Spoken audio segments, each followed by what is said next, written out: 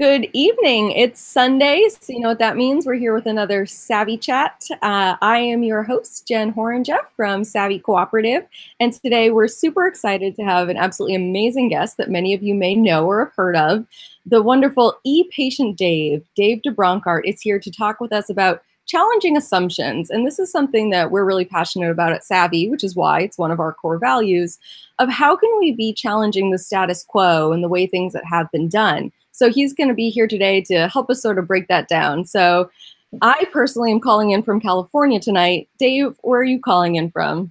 I'm from my home, my basement bunker in Nashua, New Hampshire, about an hour north of Boston. Amazing. And so Dave's a cancer survivor. He's going to tell us a little bit about his story there and how he really got into what we call participatory medicine. And he's one of the founding members of the Society for Participatory Medicine. So he's going to tell us a little bit about that. But we like to know kind of on a personal level a little bit more about our guests. And Dave has a fun history that he loves to be able to share, that he was in college in Boston, was part of the hippie and feminist revolution. And so he's been challenging assumptions for a very long time. So he's a perfect person to talk with us about this today. So let's kind of start when we think about challenging assumptions. And kind of to put it another way, it's just the fact that just because things have been done a certain way in the past doesn't mean that that's the only way. So one of the most natural examples that we see in healthcare and in medicine is just this idea of doctor knows best. And that if a person has a health problem, they go and make an appointment with a doctor, the doctor tells them what they do, and then the patient does it. And so that's kind of one thing that we just assume that the doctor knows and that the patient doesn't. And that's really not the only way that things can happen in medicine. And so, Dave, I want to talk to you about this idea of participatory medicine, which you've really put a spotlight on. So just to kind of set the stage for everybody and to our listeners, can you give me a kind of a definition of what participatory medicine is? Well, participatory medicine, first of all, I want to be clear, it wasn't my idea. It's not something I came up with, but I found out after my cancer adventure that where I almost died, I found out that the way I was what we call being participatory. I did not sit back and expect everything to be done for me. I was like, oh, okay, I'm dying. How can I help? Right? And participatory medicine is about the patient as an active partner with their physicians, their doctors, their nurses, instead of just being a sock puppet. No insult to the savvy puppets, of course. What's your problem with puppets? All I can say is that if you decided to do surgery on that puppet, the puppet probably wouldn't talk back too much or have alternate ideas. That's an excellent way of sort of putting it, that they're just really just a receiver. They don't really have an interaction. So another thing that we're going to talk about and something that you identify as is an e-patient. So can you also sort of give that definition? I think a lot of people don't necessarily know what that E stands for, and it can be a lot of things. So what is that? So e-patient is a term that was coined in the 90s, like more than 20 years ago, by a doctor named Tom Ferguson, who really is the patron saint of this movement. He died in 2006 before I came along. So, but people like Danny Sands, my PCP, who knew him, all were his friends because he just saw it back in the 80s. He'd written a magazine and then a book called Medical Self-Care. He saw that the vast majority of what we do at home is take care of each other in our family. But when trouble hits, what we can do is limited by access to information. And when the internet came along, that vastly changed what was possible. It didn't make us doctors, but so he started talking about patients he observed who were doing things online. So he said, well, we have email versus regular mail. We have e-patients versus regular patients. And then later on, it came to mean empowered, engaged, equipped, enabled, educated, expert. Basically, again, a patient who doesn't wait for everything to be done for them. They step up and say, what do I need to know? How can I help? And then in 2009, Ferguson's friends, who got together every year, decided to form a society for participatory medicine. And they came up with that term. And so this is great. And you're really an example of this in your own care. So before we kind of dive into your personal story, because we definitely want to hear how you started to get involved in this, but did you even have a background in healthcare before you kind of started down this e-patient journey? Absolutely not. No, this was my attitude toward healthcare was exactly the same as my attitude toward my Toyota mechanics. They know what they need to know. If I have a problem, I go to them. Now, and as it happened, I got a different attitude about that when I found out that I was dying, and I just decided to get involved. So, I mean, my background, two things in my background. I worked in the graphic arts, which is not the most natural background for being involved in healthcare, right? I knew about fonts and page layout and kerning and picas and things like that. And I could run a printing press, at least a small one, but that was it. Importantly, in the 1980s, my industry got completely flipped and inverted when desktop publishing came along. All the important assets like fonts and everything got into the hands of people like you who had no training, right? And you got to do what you wanted with fonts, which is exactly similar to what's happening with e-patients.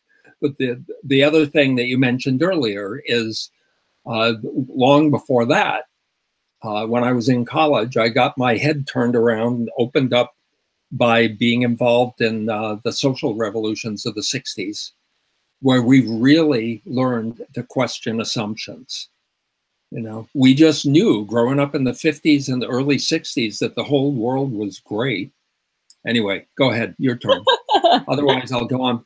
No, did I tell you about my shirt, right? High cognitive bandwidth.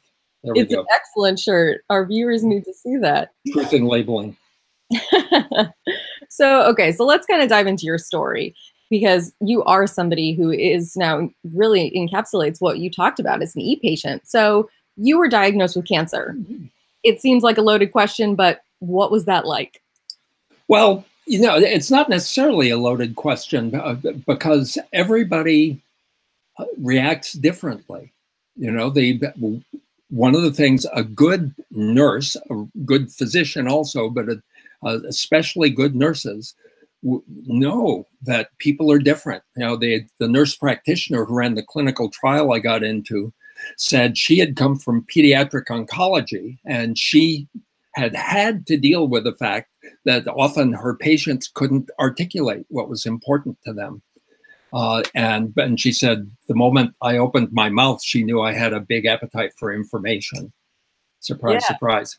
Well, one of the ways that you can be an empowered, engaged patient is by articulating what's important to you. Do not ever assume that if there's anything you need to know, they'll tell you, right? Yeah. Because they have to deal with 72 different kinds of patients also. And I think that's really important, and sort of what goes along to what does it mean to be an e-patient. So let's go back again to that moment when you were diagnosed, you're trying to come up with that treatment plan, and your physician said, Dave, this is what we're going to do. Did you just go along with them? Well, so yes and no. I went through my entire treatment without ever questioning, without ever doubting anything they said. And as it happens, I was a lucky one. But importantly, so the sequence of events, I got a shoulder x-ray that totally by coincidence showed a shadow in my lung that turned out to be kidney cancer that had already spread through my whole body, from my femur, my left thigh bone, up to my skull, metastases everywhere, my left femur, left arm. And so I immediately got referred. They did a biopsy. They took tissue out. They did a scan, and it looked obvious there was a big mass in my kidney. But they wouldn't say it's kidney cancer until correctly they had taken some tissue out with a needle out of my lung, and they looked at it under the microscope. As soon as that was confirmed, all right, I'd already been to the oncologist, but Dr. Sands, who had known Tom Ferguson, also knew about a good patient community on the internet. It was on ACOR. Now they've moved to smartpatients.com. And I went and joined that community. And interestingly, they gave me a whole bunch of information that my doctors didn't have. I didn't go rogue. I went back to the oncologists and said, so first of all, I said, here's this patient community. What do you think about these guys? And they happened to know them. And they said, yeah, that's a good group. So there's one important piece of evidence. Some physicians assumptions again, that anything on the internet is garbage. Now, I'm fond of saying I found my wife on the internet, but she wasn't the first search result that I got. And she also wasn't garbage. Well, but that's the point. I mean, who doesn't know these days the first search result you get? I mean, only the most naive people will believe the first thing they see on the internet. And that's much less true today than it was 12 years ago when I got my diagnosis, you know? So anyway, I got from the patients, I learned that at that time there was only one drug that might cure me, that it usually doesn't work, and the side effects sometimes kill you. Now, I didn't assume that what they said was right. I brought it to the oncologist. He said they're right. Now, here's the important thing. A passive, disempowered patient would sit back and say, if there's anything I need to know, they'll tell me. Instead, I thought I've got one chance to survive, right? And it might kill me. So I said to the oncologist, what do I need to do to prepare? And they said, that's a good question. Nobody has ever asked us that.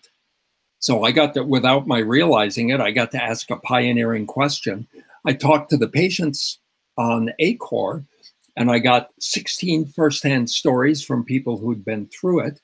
And as it happens, to make a really long story short, I did almost die from the side effects. At one point, my blood pressure dropped to 50/30 because my capillaries had all opened up wide and all the fluid ran out of my blood vessels. But with all the side effects the patients had described to me, and the fact that I was in a real center of excellence hospital, they caught it, and I didn't die. And an interesting postscript was a couple years later, I found that my hospital had created a booklet of how to prepare for side effects. So they actually had taken a hint from the patient community and expanded their offering. So once again, don't ever assume that any one source is the only place for good information.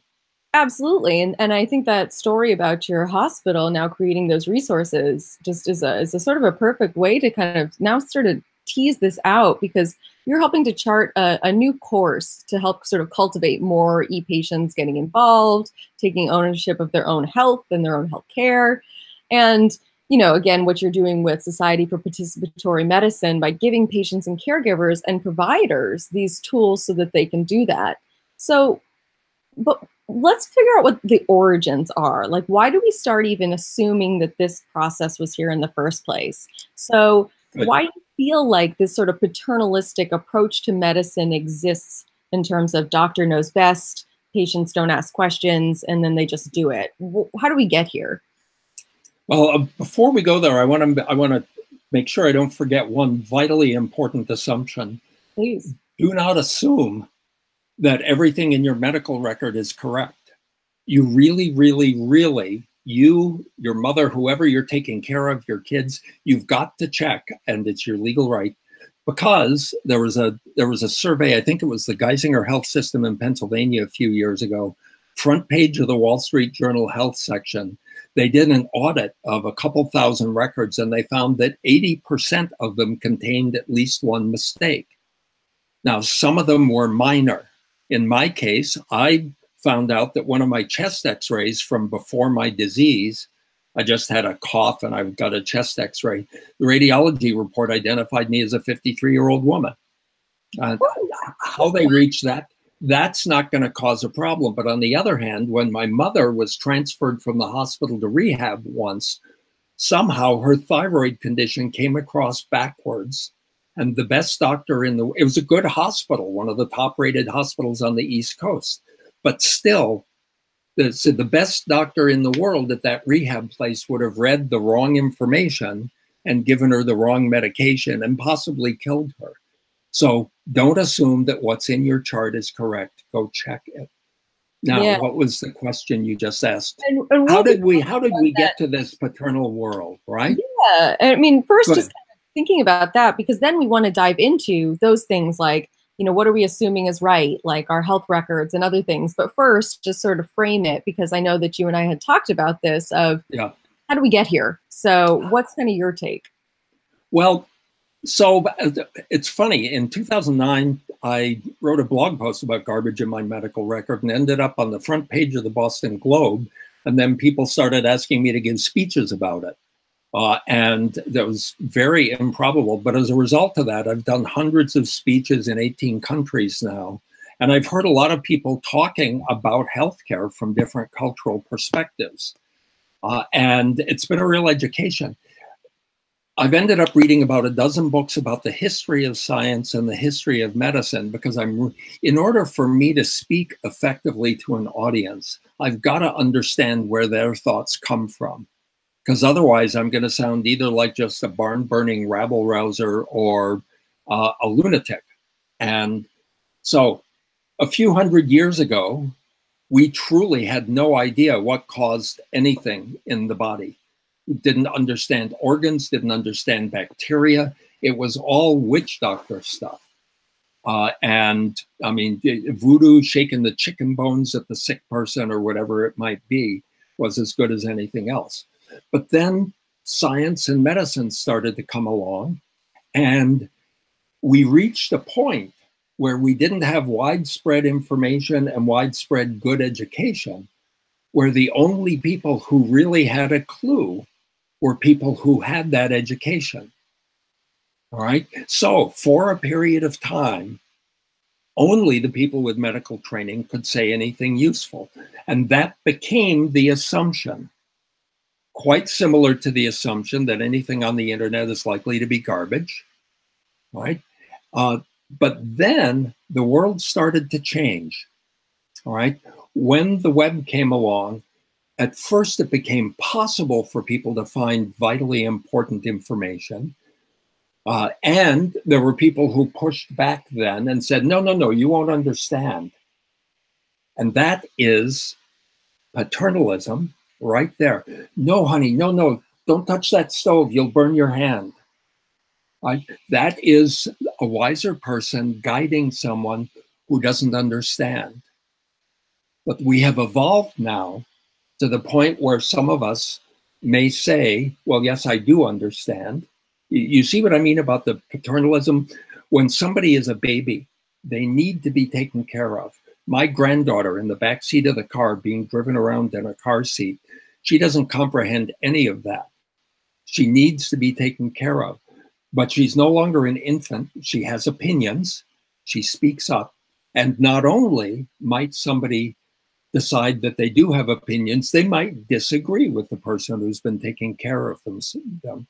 So we now are in a world, and it's really ironic, if somebody is saying, no, no, I'll decide that for you because you don't understand. Now, what if that person is actually 20 years out of date? Because I heard from a patient community about a paper this doctor doesn't know about.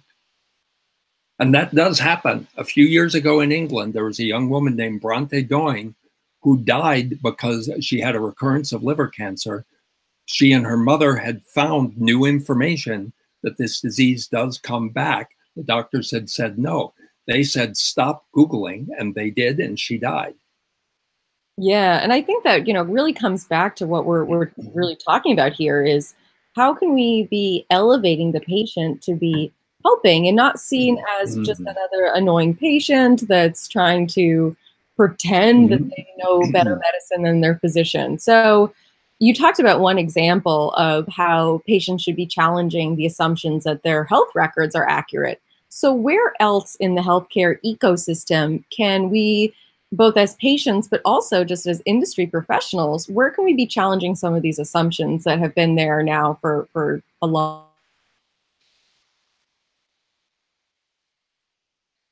Oh no, my internet connection went dead for a moment. Are you live again now?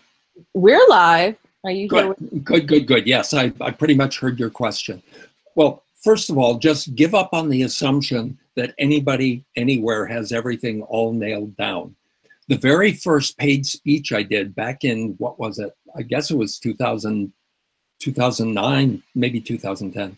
Gilles Friedman, the founder of my patient community and one of the founders of SPM, said to me the night before, he said, all knowledge is in constant beta. And when I heard that, I thought, you know, that's what I was taught in high school science. Everything we know about atoms and anything is all just the current best model. And anyone who's a real scientist has to be prepared for new knowledge to come along. So once you accept that, that opens the door for a dialogue. Now, understand, some doctors and nurses were explicitly trained in school, or some had it beaten into them by their mentors, or some just have a bad attitude. Some really believe that patients don't know squat, and I'm censoring myself when I say that. What I do, and in my first book, Let Patients Help, I say, here's this magic incantation.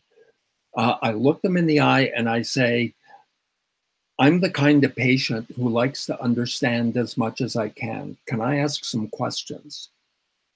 Now, first of all, like in any other kind of relationship, that's just a fair, honest, straightforward way of expressing what's important to you, right? That's a good, mature relationship thing to do. Almost always, the response will be sure. They might be a little skeptical. If they say, and I've heard this happen, if they say, no, I'll ask the questions, then you may want to decide to go shopping for somebody else. Now, not everybody has that option. There may not be other care available in your insurance plan, but it's a good idea to know what you want and express it, and then see what you get back. And that's a great example of kind of how we're doing that in sort of our patient-provider relationship of Yep. kind of challenging those assumptions. How do you feel about sort of now getting more patients involved in things beyond just their own care? How can they kind of elevate to advocate for others, be working with healthcare research teams or others sort of in the design process? Do you think there's a role there for patients or not? Well, of course. I mean, so, you know, in the Society for Participatory Medicine, see, there's a great, great doctor who died a few weeks ago named Warner Slack. He was the guy who's been saying since the 1960s, since the 1970s, that patients are the most underused resource in healthcare. Perhaps long, long ago, there was nothing anyone like you or me could contribute. But, and so, I mean, I still hear doctors and health policy people and insurance company people saying, why would patients even want to look at their medical records? It's all gobbledygook. They wouldn't be able to understand it. Well, if you look at the heroes of the revolution, like Regina Holiday, when she finally got her hands on her dying husband's record, she saw that a walker had been ordered for him because of his bone metastases and never delivered. She didn't need a medical degree for that. Sure, I looked in there at one of my radiology reports and I saw the word craniocaudal and I didn't know what that meant.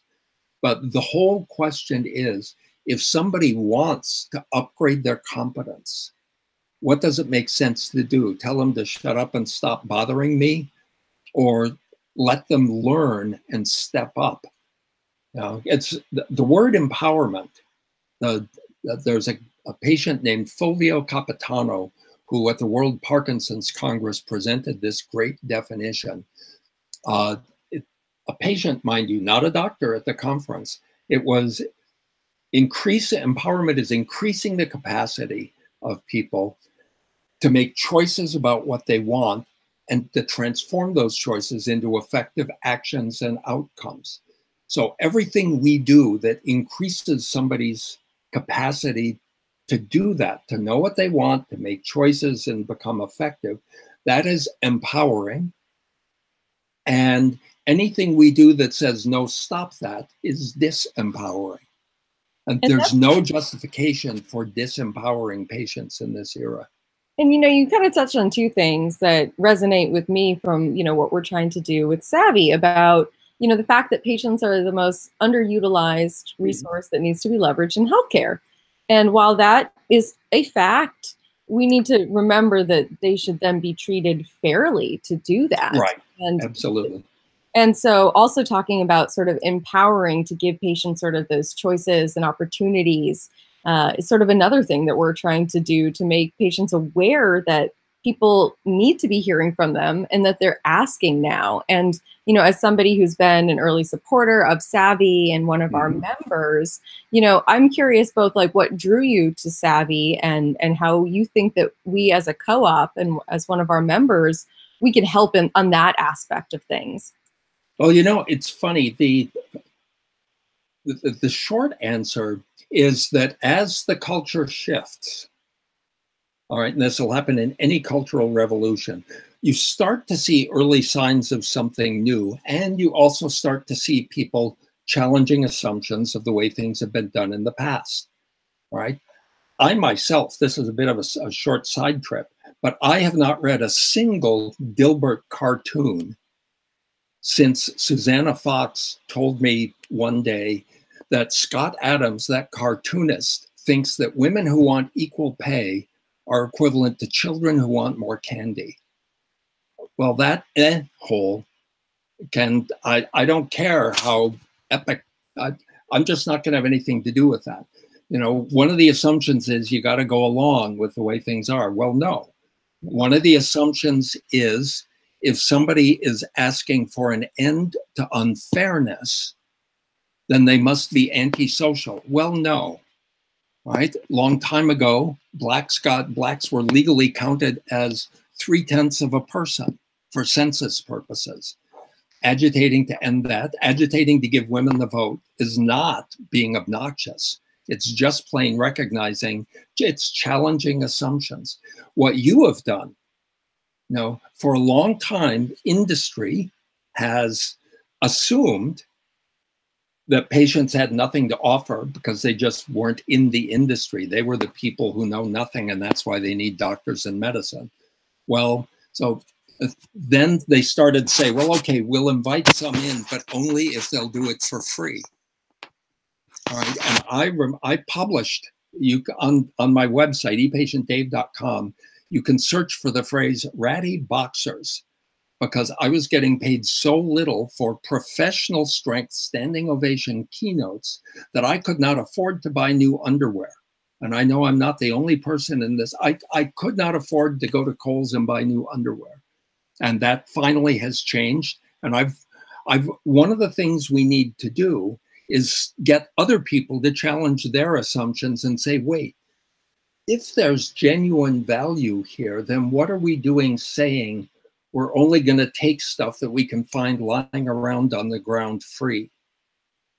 Right. Yeah. So what I love about you is that you have created a model for the genuine exchange of value in a way that's very professional and smoothly done. It's not like it's some homegrown clunky thing. And it's the beginning of something bigger. I know it's going to grow into something bigger. Well, it's certainly not just me. And that's really the beauty, is recognizing that so many patients have so much to offer, and it's not up to any one individual. So that's really what we love most about the co-op, is having people like you and other people watching and otherwise being part of this, because we'll get there faster if we work together. So I think that that's what I'm most proud of seeing happening sort of as a movement, that we can band together to say, this is, something that we can be doing together, and it's not threatening to anybody's area of expertise. We're just supplementing it to make sure that we're truly putting all our heads together to create the best value for patients in the long run.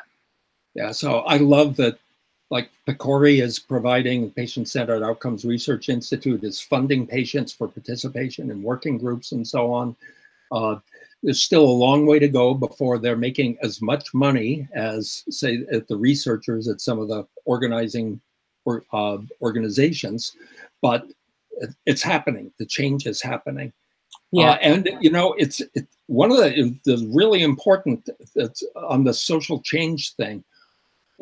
Cognitive dissonance sets in when people see something that they didn't think made any sense at all, like, what the heck? That's a black man on the Supreme Court? I didn't know that was possible. Or there's a 1967, Catherine Switzer running the Boston Marathon.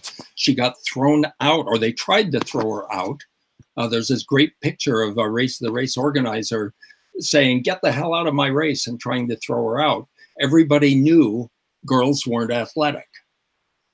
And now my daughter runs the Boston Marathon now, and Catherine Switzer ran it again in 2017, 50 years later. Clearly, that guy's assumptions were wrong. Right? Yeah. And the problem is that reality will get stuck in a loop saying, these people have nothing to offer, so we're not going to give them any help.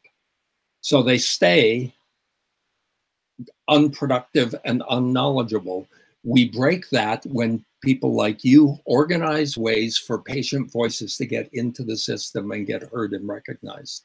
So let's give people some actionable things. So let's think about how can we get more patients and caregivers to be part of sort of this movement and even just more active in their care and becoming an e-patient. What sort of quick advice would you give to somebody about how to start talking about that and share their story? Oh, you mean to become an activist, to become, or to take more action on their own behalf? Yeah, take more action and to understand that their insights matter both for their own care and also as we continue to advance healthcare together with patients as our partners.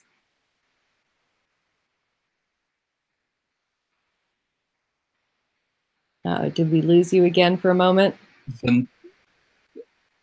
The next thing is, if you want to start, you can talk to friends and family and tell them what you're up to.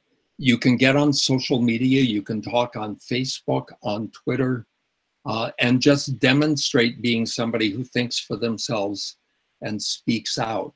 Now, in my case, I learned how to give speeches when I worked in marketing. So that was something that when the chance came to do that, that worked out well. For other people, it's writing. There are people who are really, really good writers and aren't that good at and don't enjoy speaking. What we want to do is have people, did the Hangout stop? I've gone back to just an icon screen.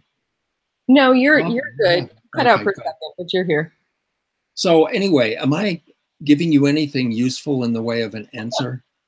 Of course. I mean, it's all just a dialogue for people to kind of understand how we can start to get more patients to understand that their viewpoint matters, either for their own care or otherwise. So, I think where you and I kind of roll with the patient community, we're seeing more and more of that. But what would you sort of tell industry professionals who are listening about the value of patient insights? I know that we've kind of talked around it, but like, what's your final plug for them to take home and go to bed thinking about tonight? Well, I'm going to go back to what I read about the history of science. There's this classic 1962 book, The Structure of Scientific Revolutions.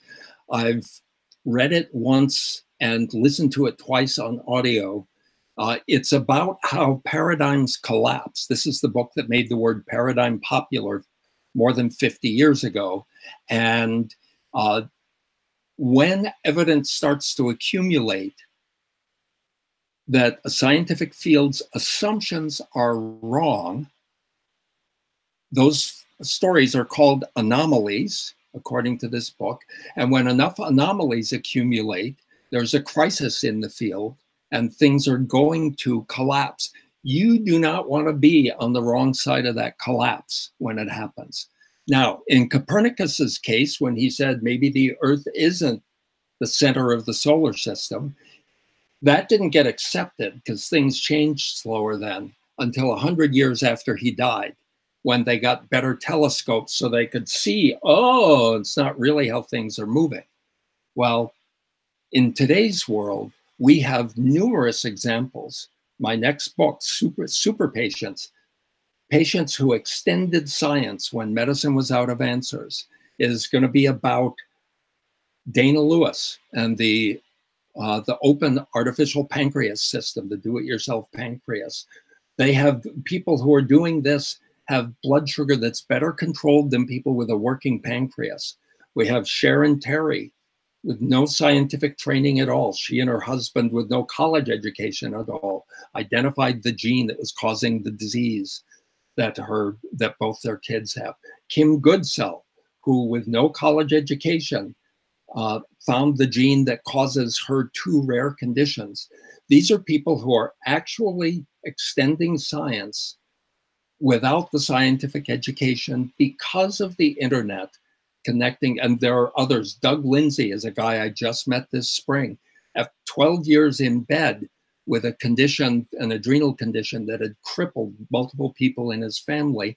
And he ultimately invented, no kidding, invented the surgery that his doctors then used to cure him successfully.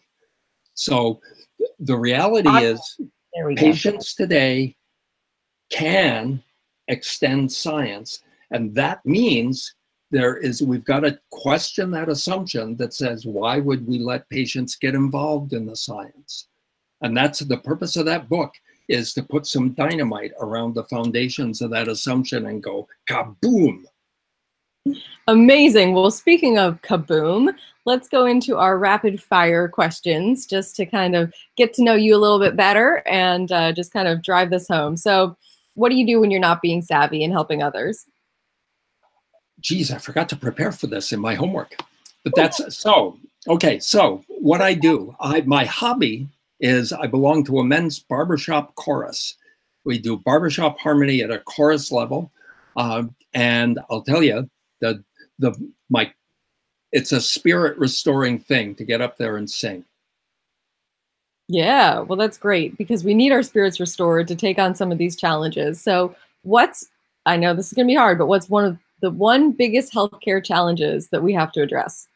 Oh, it's not hard. It's the assumption that patients have nothing to offer. Yeah. All right. Well, my favorite question that I do give our guests time to prepare for, but what song title do you think best describes the current state of healthcare?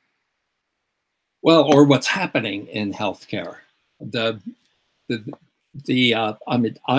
I would say for current state of healthcare, I'd say it's the Jefferson Airplane at Woodstock doing Revolution. Nice. That's a good Look what's happening out in the streets. Got a revolution. Got the revolution. Got the revolution. Yeah. Puppets are into it. Puppet revolution. Wow. Wow. Normally in the context of puppets, that's yeah, we're here. We're coming. Of the revolution. But there's another one, a huge fundamental thing. In the same way that desktop publishing killed the typesetting industry, that happened because the assets went digital and got into the hands of the person with the need, okay? Exact same thing is happening with our health data now. It's happening much more rapidly in 2018 than ever before. And it's because of a combination of what Apple's done with their health kit, which interestingly is not for their gain, their commercial gain. They started this as a way to solve the healthcare problems of their own employees, and then decided to go open on it. And they're doing it all with open interfaces, not proprietary interfaces. And the big software vehicle for moving things around is called FHIR, and that is pronounced fire. So my other recommended song is by the Ohio Players from the 1970s. Fire, bump, bump, bump. Disco. I know. I know it. Like, I know. I'm not sure I can chime in. You're our singer in this. Yeah, more or less. More or less. You sing and dance. You know what my specialty job is for this chorus? I'm the announcer, the MC. So, nice. Excellent. Well, I don't know if that's the most honorable job you can have at a chorus, is to be the guy who talks, but. No, that's always like the cool people in the songs. Like, remember like Boys to Men? They'd be singing and then the guy like talking in the middle. Hey, baby. Well, no, that's not what I'm doing. But you should. That is my suggestion. You go take that back to your other barbers. Masterg with a double E. Right. There you go. See? Absolutely. We're going to get our Savvy soundtrack. We're going to start like a little rat troupe and take this show on the road with our puppets. What's more game? There you go. So we got to do a new version of Rapper's Delight that's Puppets Delight. I love it. They're game. They say just send me the lyrics. All right. Well, this has been an amazing chat. I mean, I have learned so much myself, even about you, about sort of where we're coming from. So I appreciate you not only sharing this with me, but to our entire audience. And we're thrilled to have you here. We love having all of our guests on. So before we close this out for the night, want to let people know that next week we will be talking to Jennifer Lannon and Sidonia Swarm, who have recently launched Freeze Health. And this is a price transparency site around freezing your eggs. And they have personal stories that they were trying to freeze their own eggs and just didn't find any resources. So in true form, they've created it. So they're going to help us kind of talk around our own theme and core value of cultivating transparency. So tune in next week, next Sunday at 8 p.m. Eastern for our next Savvy Chat. But in the meantime, I want to thank all of our viewers now and who are watching this later on. And of course, Dave, as always, thank you so much for sharing your wisdom with us tonight. And I'll let you say the final goodbye. Yeah. One tiny closing thing. What they did is a splendid example of being powerful instead of powerless. A disempowered person, this is old hippie stuff from the 60s, a disempowered person says, there's nothing I can do. An empowered person does exactly what they did. What can I do? And they did something about it. So power to the people. Wonderful. Woo! Power to the people, power to the puppets, power to the patients. Thank you guys all for joining us tonight. And we'll see you next week. Thanks so much for being savvy. You super rock.